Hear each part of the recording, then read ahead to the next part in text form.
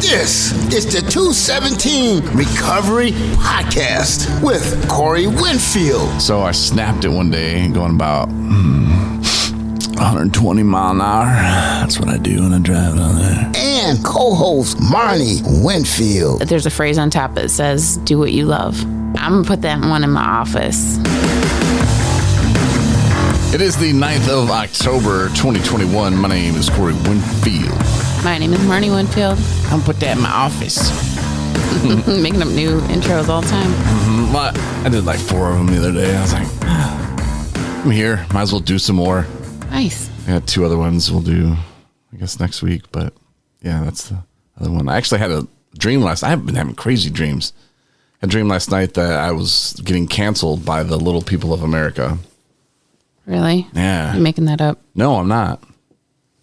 Seriously. Canceled. Yeah. They were like, it was weird because they were taking me to court to cancel me. And I was like, but you can't cancel me because there's nothing to cancel. Mm-hmm. They're like, well, you need to be canceled. Yeah, like, that's your conscience. But there's nothing to cancel. Why? Because I talk about little people of America? I don't know. I can talk about them. They're an organization, and I think that they should be represented on Walking Dead. That's all I'm saying. How you doing? I'm doing all right. Yeah? How's your back? So. Yeah, you didn't drink today. That's cool. That's right. You know, those injuries, man, man. I know I talked about it last podcast and like probably the last 20 podcasts, but it doesn't take much for someone who's an addict to justify, well, I might as well drink, or this is okay. I can drink because of this, or I can pop these pills because of this pain, you know. Just a little bit of excuse. That's all we need. And we'll blow that baby up. I know I did. Yeah. When I had my sciatica, it was, oh my God, it was the worst. And I had to drink. Yeah. It's one of those things you just have to get, you just got to get through it. Yeah. I mean, drinking didn't help it. It made me pass out. Yeah. It didn't make anything better. Mm-hmm. So. Yeah. I'm just grateful that I'm, at a point in my recovery, mm-hmm. that it's just, I've just recognized that there's nothing that could get me to go back to that. So it's a blessing. Yeah. Mine happened very early, many attempts ago mm-hmm. in my recovery. So I was still brand new. Like now, if something like that happened, or I would like, no, drinking's not, I don't drink anymore.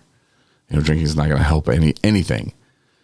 Now, if it made me invisible or it can make me fly, maybe, but it doesn't. So, there's no plus to having a drink for me. Right. Not one positive thing is going to come out of that. Yeah. So I did something today, though, that I haven't done in quite some time. What's that? Watched a Michigan football game. Ah. And the Cubs, Michigan football, going golfing. Those are things that I use as excuses to drink. NASCAR, throw that in there. I don't think I'll ever watch a NASCAR race again, to tell you the truth. But those were things that I would but the game's on, or the race is on, or football. I got to watch that. I got to do it. We're going golfing. I got to get drunk. I'm drinking. That's what we do. And I haven't been back golfing since I've been sober. I haven't watched a Cubs game since I've been sober. I might have caught little clips here and there, but I've never sat down to watch a Cubs game. Like I said, NASCAR now. But Michigan, I've caught parts of a game. But today, they were playing Nebraska. I hate Nebraska. It brings me back to was it 97 or 98, whenever it was, when Michigan and Nebraska were both good and undefeated, and they did the co-share of the national title, which really pissed me off because the little Frost kid or whatever, which now he's our age and a coach. He coaches Nebraska now. Was on there crying, we should be the national champion. They didn't beat anybody that year. We had Charles Woodson. We were really good. Michigan was. So I just hate Scott Frost. So I was like, you know what? I'm going to watch that game. I made a point, looked it up, and it was like, I found out it was on at 7:30 tonight. So I'm like, I'm going to watch it. I'm going to order some Domino's, which is good. Domino's pizza is really good. Mm-hmm. Just got to order extra sauce, extra cheese, get the bake well done, and you're welcome. Thank you. If you have Domino's in your area, order it that way, man. You'll love it. It's a little tip for you. Big fan of Domino's. And I would just watch the game, and that's what I did. And I didn't have to drink. I didn't think about drinking. And I started texting my buddies, Paul and Ed, told them I'd give a shout out to them. They're Notre Dame fans. I don't know how they do it. And Notre Dame was pretty much losing until like the last 30 seconds of the game. So I was just like, hey guys, I want updates on that score. I don't know. First I asked them if they've seen the score of the Notre Dame game because I told them I couldn't find it. Of course, I was lying. I knew they were losing. I just wanted to give them shit. And then I started texting them back and forth through the game, and it was kind of fun. And so I was able to do the things that I used to do, but in more of a fun way, not a douchebag, drunk, a-hole way. I mean, it still is probably a-hole-ish, but they know I'm not drunk now. Mm-hmm. So it's like, it probably doesn't bother them as much. They're probably just like, oh, that dick. Instead of like, oh, drunk Corey, that asshole, and I'm sure I would have went on and on and on and on and on too, if I had been drinking. So but it was fun that, I got to watch a Michigan game. And that's something I haven't done in a really long time. Like sit down and do that sober. It's good. And it's enjoyable to be able to like enjoy doing something without having drinks or drugs. Yeah. Yeah. Yeah, their win tonight didn't make it.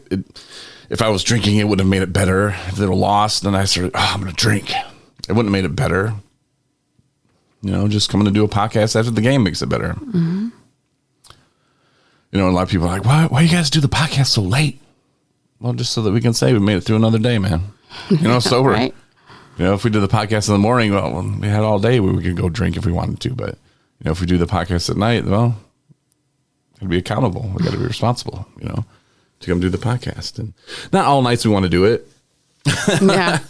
And some nights I'm just like, I don't want to do it. And then like earlier, you're like, come on, let's do it. I'm like, I'm watching the game. Yeah. And then I go get you and you're like, oh, I was ready earlier. But at the end of the day, and I appreciate you, Marney, that, I've dragged you into this podcast co-host position. You never asked to be on the podcast. You never wanted to be on the podcast, but you do it. I think it's because you love me, and I think you kind of enjoy it a little bit too. I do. It's like I've shared this before. It's become part of my program. My people say, how'd you do it?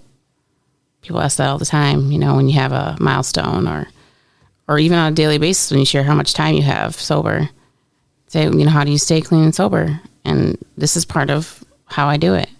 It's a commitment that I've made. And I don't do it all the time. Definitely don't do it as much as you, but I found that having accountability for something that is therapeutic to me in a way, it's a responsibility. And I know that, this podcast is entertaining to people and helpful to people. And that makes me happy too. So, I think that it was a God thing. Yeah, there's a lot of worse things you could be doing. Exactly. Like, oh, wait, I have to sit in a nice, comfortable chair that my sexy, cute, funny husband bought me and talk to him about recovery for half an hour. Oh, damn. No, and our listeners are forgiving when can't make it all the time or whatever. Mm-hmm. Sometimes I'm just not feeling it. I want to start having more guests on too. And I want to we have people that want to be on it. We just need to get it organized. I know. And not necessarily put them on because Tuesday, Thursday, Saturday, and then Sunday's the replay. But just have maybe even specials that we just only put on our app. But then I'm like, now you're signing up for more airtime. I know, but then I'm like, because I was like, I want to do special stuff for people who download our app from the App Store and stuff like that.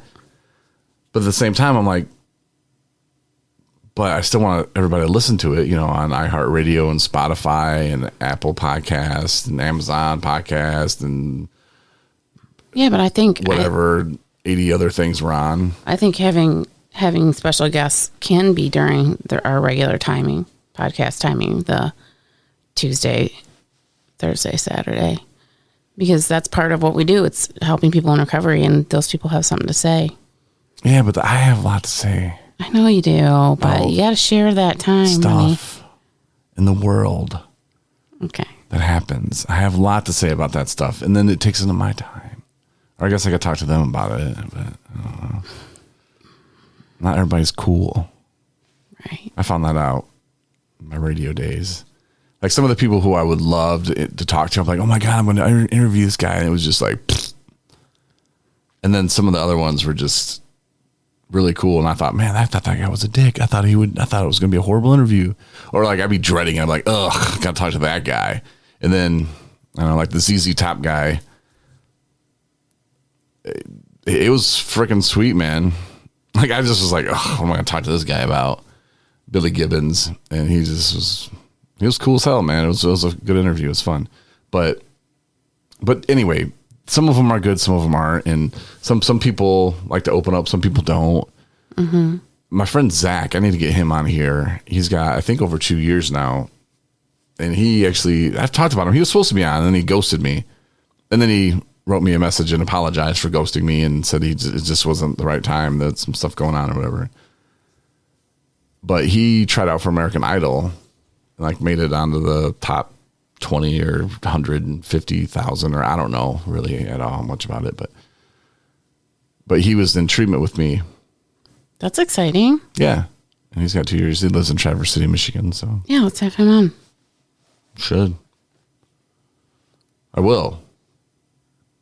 I'll reach out, Zach. But yeah, other than that, I just kind of been hanging out today. I felt a little good when I woke up, talked to my sister, and then I had this huge headache, and it has to be like COVID related because we're still kind of getting over that. My brother told me even after he tested negative for COVID, it was weeks after before he started to really feel himself again. And I started doing some college work today. I wrote them, my instructors, and told them earlier this week that, I missed a lot of homework, missed a lot of quizzes, assignments, and I told them that I was feeling 90%. I think that day I don't know if I'm really feeling 90%. It's more like 80. Like the headache is just, it doesn't go away. And there's people who have migraines constantly. I don't know how they do it. Yeah. Like this, I don't really have headaches ever. And it's just like, it's such a pain in the head. It's too late for that, isn't it? Yeah. Way too late. Way too late. Stop looking. I'm not even going to do it. Come on. Man. There we go. But, on the last podcast, I cut you off on something you were going to say, and I didn't realize that. Shouldn't have done that. No, I apologize. That's okay. I wasn't practicing active listening. It's all right. No, what were you going to say? I don't remember. You don't? You're saying lately you feel that people are appreciating you? Is that what you're saying? No. I think I remember. I was saying that the last couple of days, because I'm working from home, so that's given me an opportunity to kind of like get organized and go through old emails and, kind of collect thoughts on things. And anyhow, I actually took it upon myself to reach out to a few people that I had known from in different capacities, from, the last couple of years of my life since I've gotten clean. And, I got some good feedback. I got some people didn't respond. Some people did. And I just sent out a quick text just saying, hey, just checking on you, hope everything's well with you. Love to hear back from you.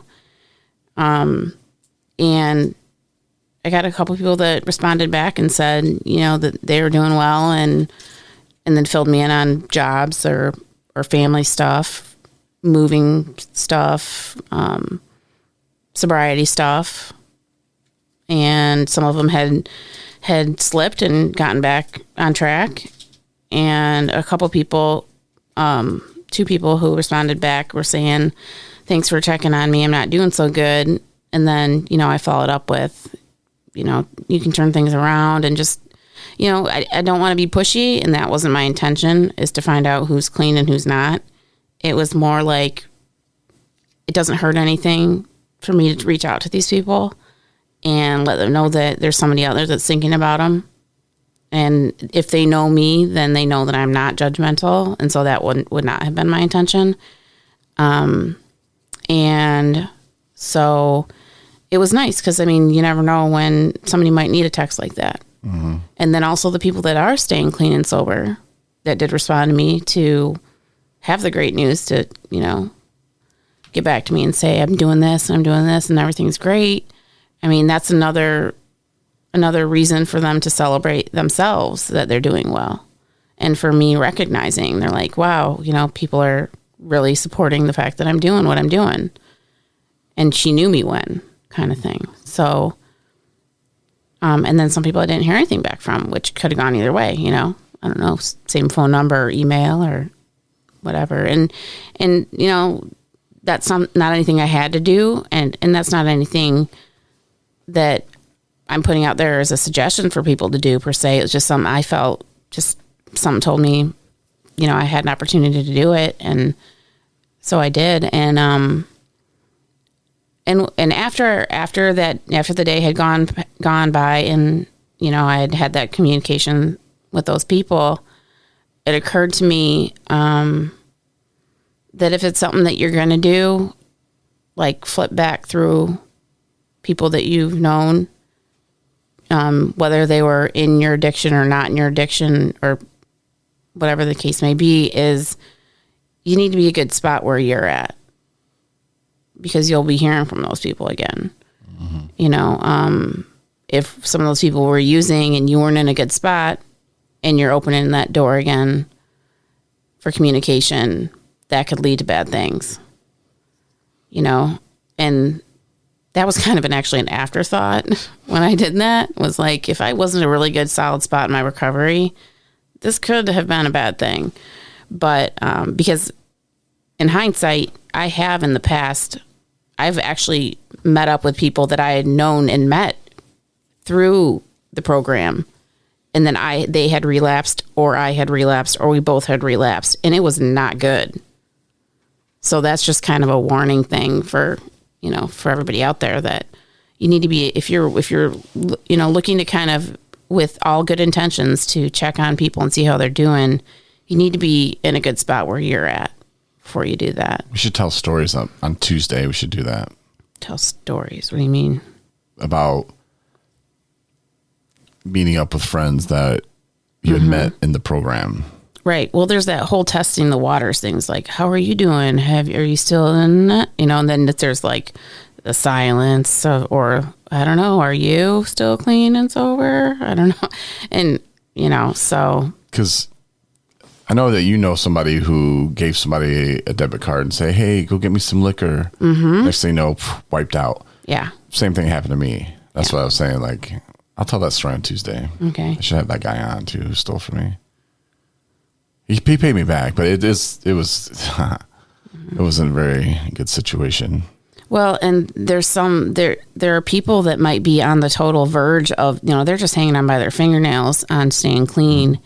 And all it takes is for, you know, somebody to opportunity. Yeah. For somebody who but it makes it almost validates it, because if somebody that was doing so well in recovery and they've relapsed, it takes the spotlight off them. Like, all right, I'm not a bad person for slipping because this person slipped, so that gives me kind of a go ahead to do so. Oh yeah, and it's, man, our brains are messed up when, you know, we're not normal people when it comes to trying to make sense of things. Two forest fires meeting.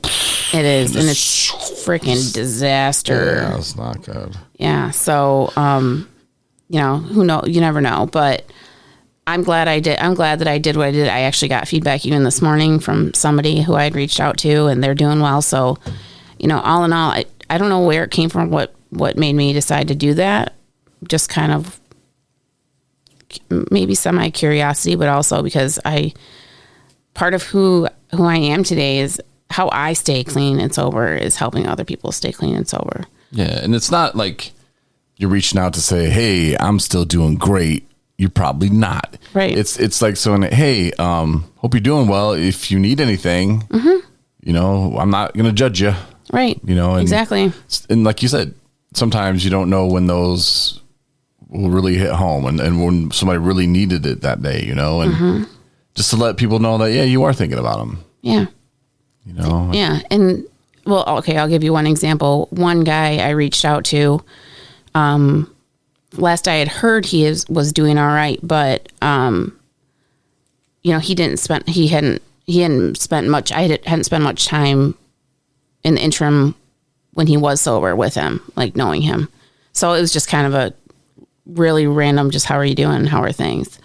And he reached out back to me and he said, you know, and he went into things about how it's hard with his family and, you know, he's trying to stay clean for his daughter and, you know, he can't make it happen and it's just too hard. And a lot of time we find ourselves repeating, you know, the same thing over and over when we're at a spot where really that's all we can really feel. It's all we can communicate is it's just too hard.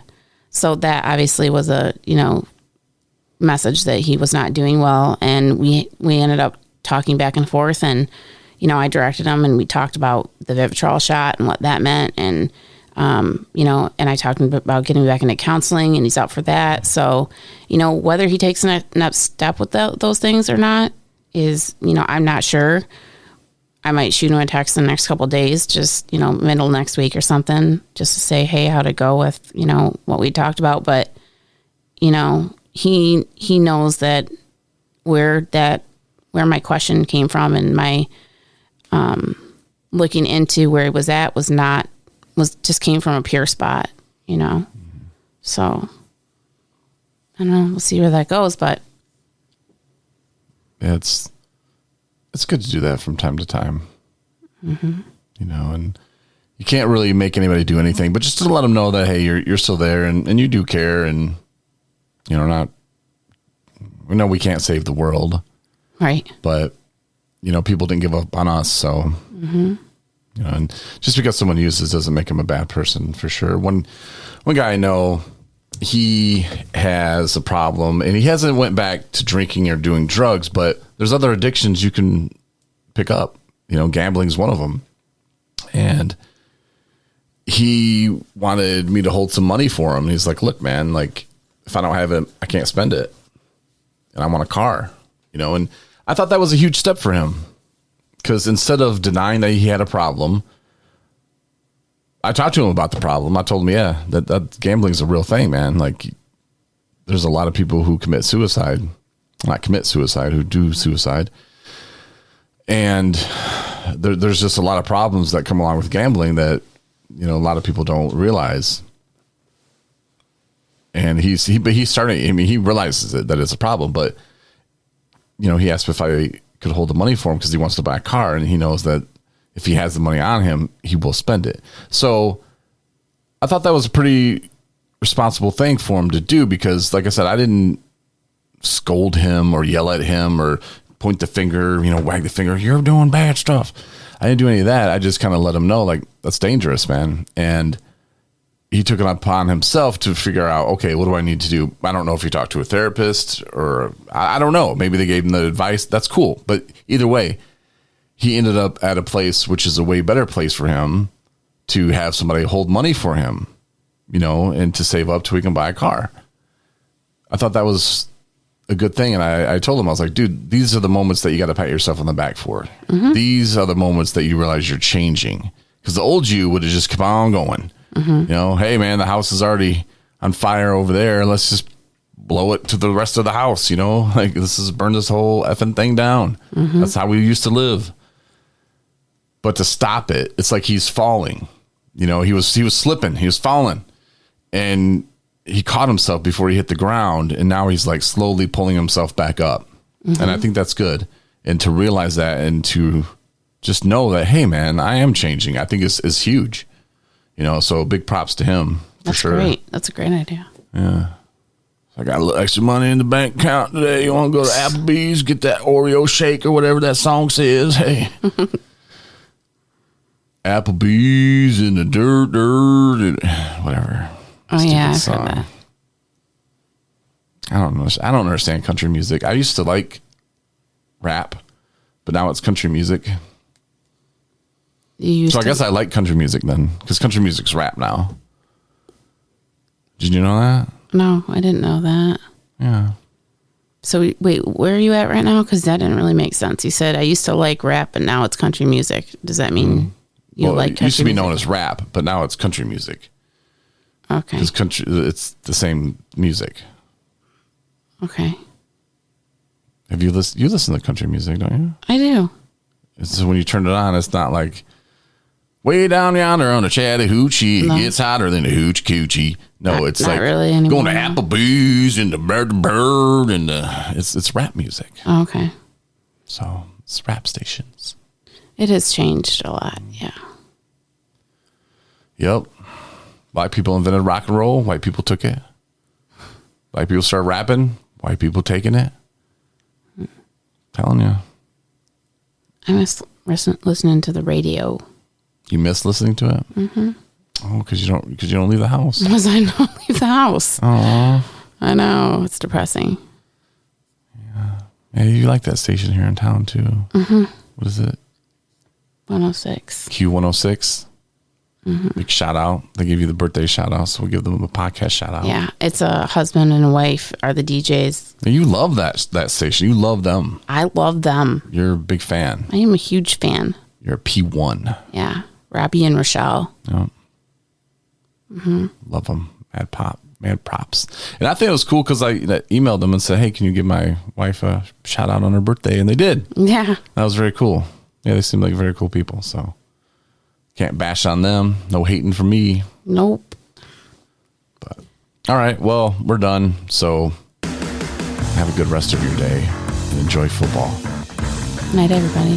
Thanks for listening to the 217 Recovery Podcast. For more episodes plus bonus features, download the 217 Recovery app and support recovery by rating us in the App Store.